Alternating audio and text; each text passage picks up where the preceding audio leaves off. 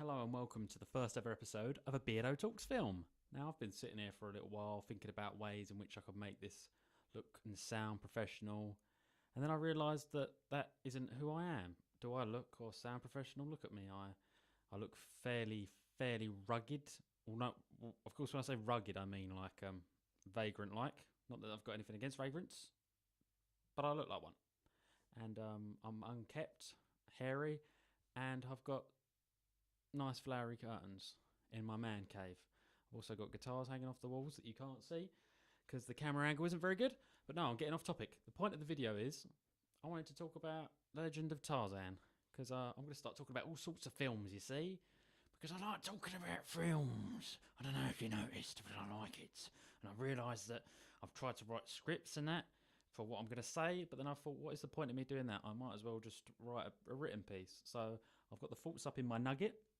And the plan is I'm going to try and in some way make them somewhat coherent and perhaps even informative and even the tiniest little bit entertaining. But if not, I don't really care because do I look like I care about the way the world? I really do. It's all just a show. It's a show. I really care. I want people to talk about me and my beard.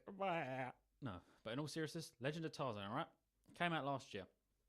2016. It was a chance for Alex Trueblood, Eric Skarsgård to actually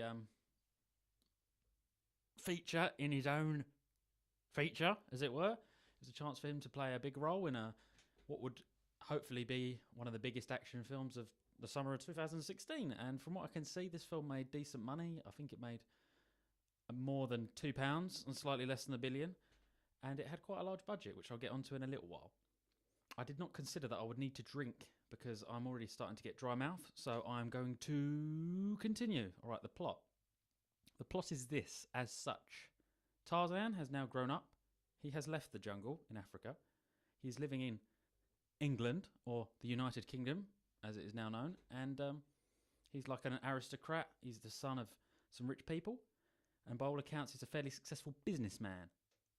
He's married to Margot Robbie because she's hot, and meanwhile, as it were, in the African jungles, Christoph Waltz has befriended some tribespeople who want to kill Tarzan for some unbeknown reason. And he's after Tarzan. And that so happens to get Tarzan back to where he comes from.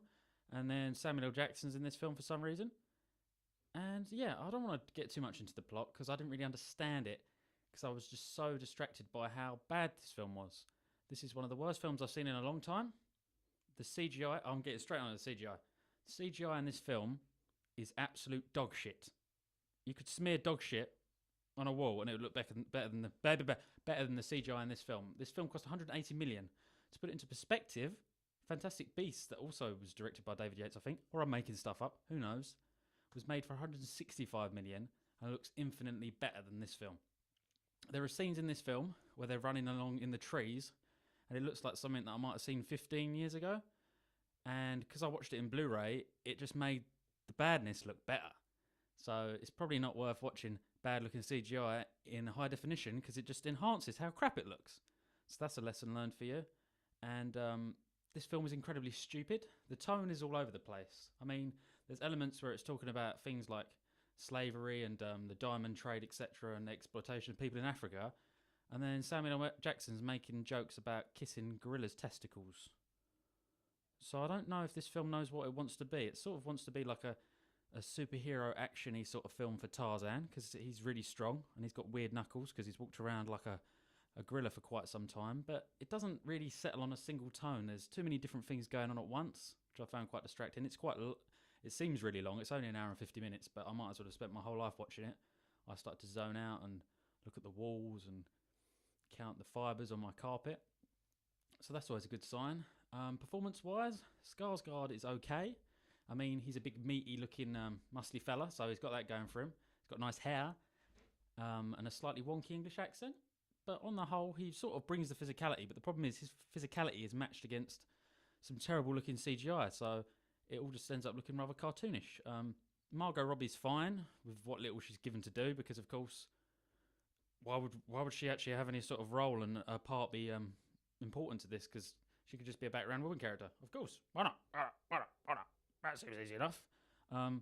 Mr. Sam Jackson. Unfortunately, his appearance in films isn't a mark of quality. He's been in loads and loads of crap films. He's been in a few good ones, but this is another crap one. He doesn't. I think he just obviously likes being in films, regardless of whether they're good or not. Any minute now, I was expecting him to just turn around and go on about some motherfucking snakes on some motherfucking plane, because he was bringing elements of that to it. But yeah, he was okay. Christoph Waltz was just doing the best he could in the same sort of role he's been doing ever since Inglourious Bastards, where he just sort of goes, smarmy, smarmy, smarmy German man, smarmy, smarmy, smarmy, which is fine. But on the whole, this was a absolutely terrible film. I suggest you don't watch it, and if you have, I can only give you my condolences. I would give this film a score of 3 out of 10 on the MAT scale. I don't know what the scoring criteria is yet, but I just know that 3 is bad, so don't watch it. Bad plot, bad looking, bad gorillas. So don't fucking bother, alright? Goodbye. Cheers. See you later. Nice one. Yeah. See ya. Bye.